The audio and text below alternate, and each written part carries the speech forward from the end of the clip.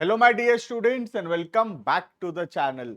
आज की क्लास हम कंटिन्यू करेंगे अपना सब्जेक्ट जो है एंटरप्रेन्योरशिप एंड ई कॉमर्स। पिछले वीडियोस के अंदर हम ऑलरेडी देखे थे कि कैसे ऑर्डर प्रोसेसिंग किया जाता है, इन्वेंट्री मैनेजमेंट क्या होता है, पैकिंग कैसे होता है, शिपिंग कैसे होता है, रिटर्न पॉलिसी कैसे यूज करते हैं। ये सब कुछ हम लोग ऑलरेडी पिछले क्लास के अंदर पढ़ चुके थे। आज के क्लास में हम पढ़ेंगे e commerce analytics and performance measurement के बारे में, जिसमें हम सीखेंगे कि कैसे हम डेटा को एनालाइज करते हैं, कैसे उससे हम मीनिंगफुल कंक्लूजन्स ड्रॉ करते हैं, कस्टमर का बाइंग पैटर्न कैसे समझा जाता है, कस्टमर कितना ऑर्डर कर रहा है, क्या ऑर्डर कर रहा है, फ्यूचर में क्या ऑर्डर करेगा, ये सब कैसे प्रेडिक्ट होता है पास्ट डेटा को देखकर। ये सब कुछ हम आज क्लास के अंदर कवर करेंगे। But before we start the video you can check the description में ऐप का लिंक है। ऐप को डाउनलोड करो, रजिस्टर करो, वहाँ complete videos, notes, practice set, important question सब कुछ अवेलेबल होगा। क्लियर है? कुछ ग्रुप्स का भी लिंक है, टेलीग्राम चैनल का भी लिंक है, उसको भी ज्वाइन कर लेना, वहां पे तुमको टाइमली अपडेट्स मिलता रहेगा। क्लियर? स्टार्ट कर दे टॉपिक को। टॉपिक है आज का about analytics and performance measurement. Analytics का मतलब होता है कोई भी चीज को एनालाइज करना, एनालाइज करके उससे कुछ कंक्लूजन्स ड्रॉ करना। तो हम कस्टमर के बारे में कुछ कंक्लूजन्स ड्रॉ करेंगे जो कि हमको हेल्प करेगा फ्यूचर में डिसीजंस लेने के लिए। तो कस्टमर क्या खरीद रहा है, कितना खरीद रहा है, कहाँ से खरीद रहा है, ये सब इंफॉर्मेशन के बेसिस पे हम कस्टमर के बारे में एनालिसिस करेंगे और परफॉर्मेंस मेजरमेंट करेंगे। मेजरमेंट करना मतलब टू मेजर समथिंग, कोई चीज को कैलकुलेट करना is called as measurement. Clear है? देखना, e commerce analytics involves gathering, analysing and interpreting data. जो भी डेटा है उसको कलेक्ट करना, उसको एनालाइज करना, इंटरप्रेट करना from online retail activities to help business optimise performance, जिससे हम अब परफॉर्मेंस इंप्रूव कर सके and improves the customer experience and satisfaction which helps in increasing sales। तो एनालिटिक्स का पर्पस क्या है कि हम कस्टमर के बारे में समझें, कस्टमर के बाइंग पैटर्न को समझें। उससे क्या होगा, हम अपना परफॉर्मेंस इंप्रूव कर सकेंगे, हम समझ सकेंगे कस्टमर को क्या चाहिए, तो हम कस्टमर के एक्सपीरियंस के तरफ ज़्यादा काम कर सकेंगे, बेटर कस्टमर एक्सपीरियंस प्रोवाइड कर सकेंगे और अल्टीमेटली अगर बेटर कस्टमर एक्सपीरियंस प्रोवाइड होगा तो उससे सेल्स बढ़ेगा। क्लियर है? The goal is to use insights, sites मतलब informations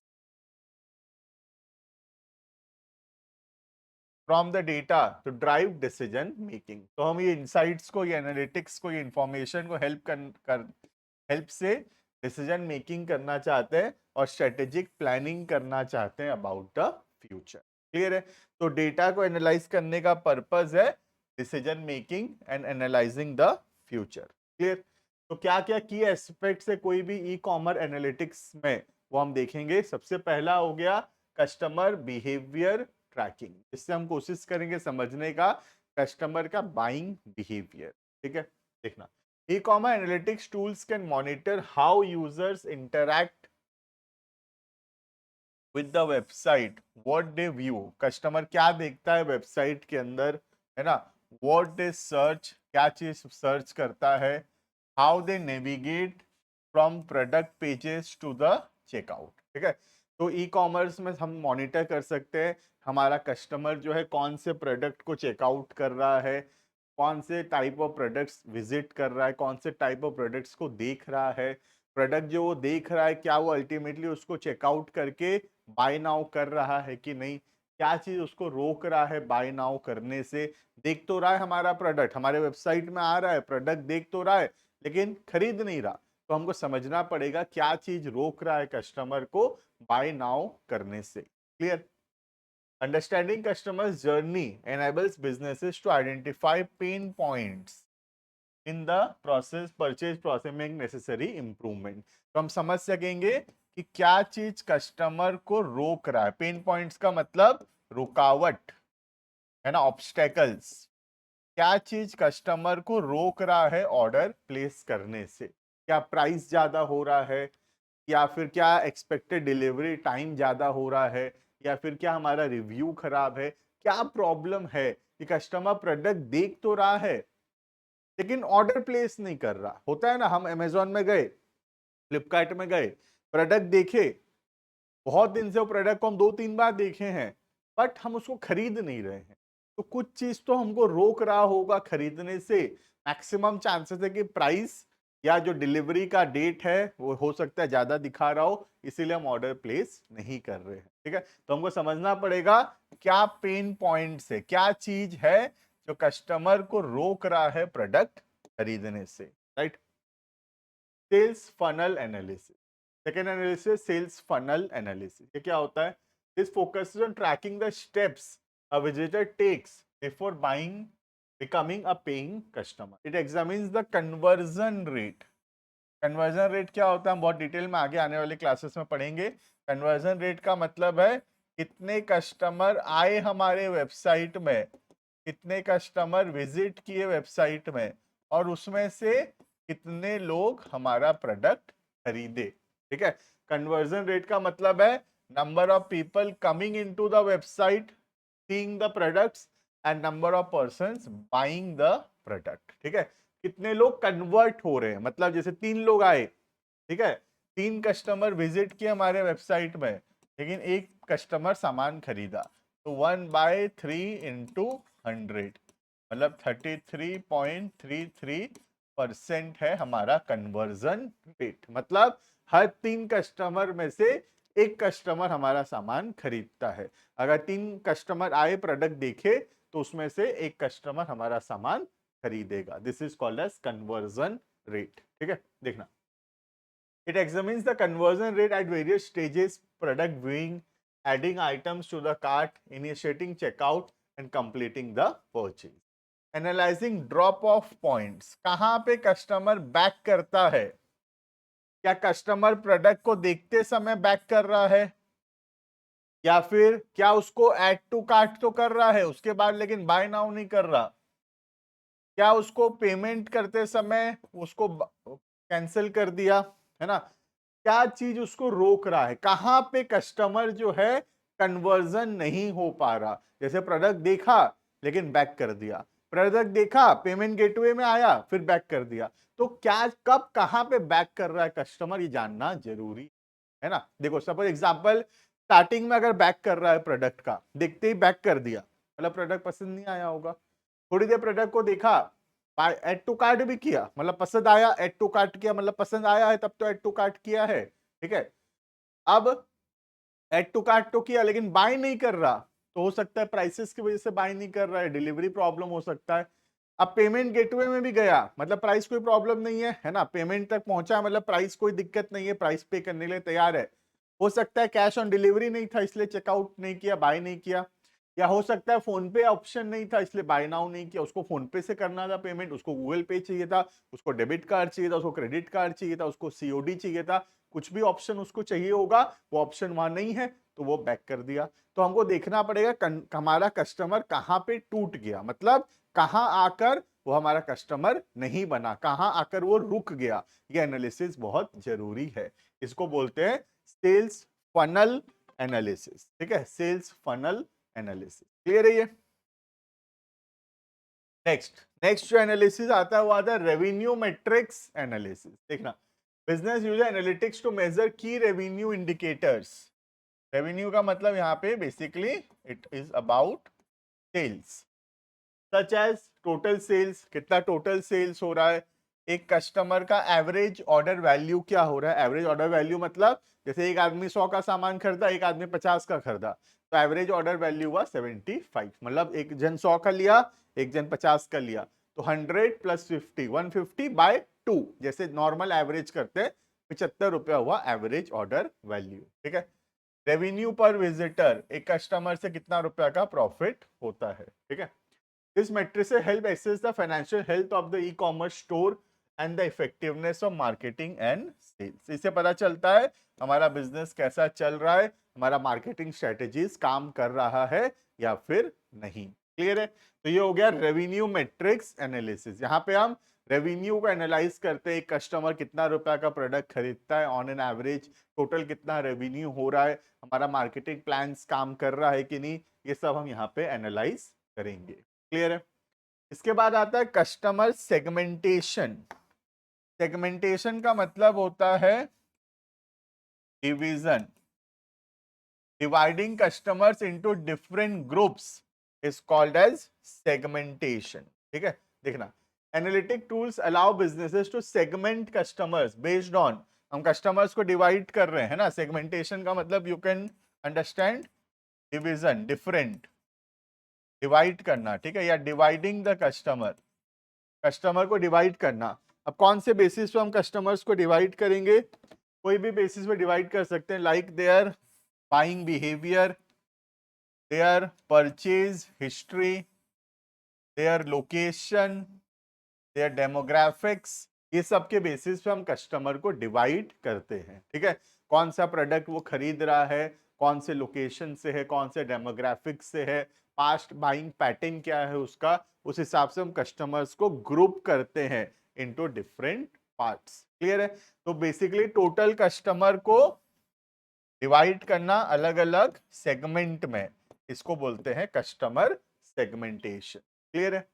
this segmentation enables more targeted marketing, इससे हम क्या कर पाएंगे? टारगेट मार्केटिंग कर सकेंगे, इनको इनका प्रोडक्ट रिलेटेड मार्केटिंग कर सकेंगे, इनको इनका प्रोडक्ट, इनको इनका प्रोडक्ट, इनको इनका प्रोडक्ट, और इनको इनका प्रोडक्ट रिलेटेड मार्केटिंग कर सकेंगे। ठीक है, जिसको जैसा मार्केटिंग चाहिए उसको वैसा मार्केटिंग हम कर पाएंगे। This is called as target marketing. Clear है?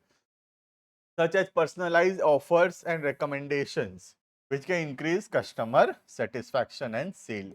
हम पर्सनलाइज ऑफर दे सकेंगे कस्टमर टू कस्टमर, जिसको ऑफर पसंद है वो कस्टमर, जिनको ज्यादा ऑफर्स पसंद है उनको ज्यादा ऑफर दे पाएंगे हम, ताकि वो कस्टमर सामान खरीदे। जिसको अच्छा डिलीवरी जल्दी चाहिए उसको जल्दी डिलीवरी दे पाएंगे, जिसको अच्छा सर्विस चाहिए उसको अच्छा सर्विस दे पाएंगे। तो जिसको जैसा चाहिए उसको हम वैसा पर्सनलाइज नेचर का सर्विस दे सकेंगे बाय टारगेट मार्केटिंग। क्लियर है? तो बेसिकली टारगेट मार्केटिंग जो है कब पॉसिबल हो पाएगा? जब हम कस्टमर सेगमेंटेशन करेंगे, मतलब कस्टमर को डिवाइड करेंगे into different groups based on their buying behaviours, या फिर based on their locations, geographical location, demographics हो गया, उनका पास्ट बाइंग हिस्ट्री हो गया, इन सब के बेसिस पे हम कस्टमर्स को डिवाइड कर रहे हैं। क्लियर है ये? Next, marketing performance, e-commerce platform often integrate with marketing tools allowing business to track the performance of different campaigns।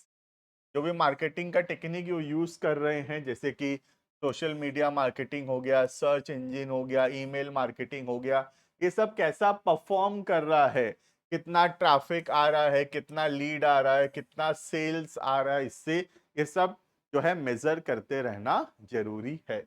इसी को बोलती है मार्केटिंग परफॉर्मेंस। क्लियर है? Analytics help determine which campaign generate most traffic, leads and sales. Key components of e commerce analytics, क्या क्या चीज हमको analyse करना जरूरी है कोई भी ई कॉमर्स वेबसाइट्स के अंदर? देखना, पहला वेबसाइट ट्रैफिक एनालिसिस, इसमें हम क्या करेंगे? कितने लोग हमारा वेबसाइट विजिट कर रहे हैं, हम जानना चाहते हैं हमारे वेबसाइट का ट्रैफिक। ट्रैफिक का मतलब होता है कितने लोग हमारा वेबसाइट जो है विजिट करते हैं, राइट? अब हो सकता है वो ऑर्गेनिक हो, ऑर्गेनिक मतलब खुद से आ रहे हैं, या पेड हो, हम पैसा खर्चा करके ट्रैफिक ला रहे हैं, या फिर कोई सोशल मीडिया में हम मार्केटिंग कर रहे हैं। ठीक है, ये सब से हम कितने कस्टमर को अपने वेबसाइट के तरफ ला पा रहे हैं, इसको बोलते हैं वेबसाइट ट्रैफिक एनालिसिस। ये बहुत जरूरी है हम ये बात ट्रैक करें कि कितने लोग हमारे वेबसाइट्स पे रोजाना आते हैं, उसमें से कितने लोग खुद से आ रहे हैं, कितने लोगों को हम पेड एडवर्टाइजमेंट्स के थ्रू ला रहे हैं, कितने लोगों को हम सोशल मीडिया से ला पा रहे हैं, ये सब एनालिसिस बहुत जरूरी है। क्लियर है? नेक्स्ट आता है कन्वर्जन रेट, ये मैं अभी ऊपर भी पढ़ाया था तुमको। कन्वर्जन रेट का मतलब होता है कितने लोग जो हैं, कितने विजिटर्स जो हैं सामान खरीदते हैं। ठीक है, जैसे सोच लो वेबसाइट में 3 विजिटर्स आए, ठीक है, और उसमें से एक जन जो है वो प्रोडक्ट बाय किया, हमारा सेल हुआ, हम उसको प्रोडक्ट बेचे। ठीक है, तो 3 कस्टमर आए थे और उसमें से एक कस्टमर को हम सामान बेचे।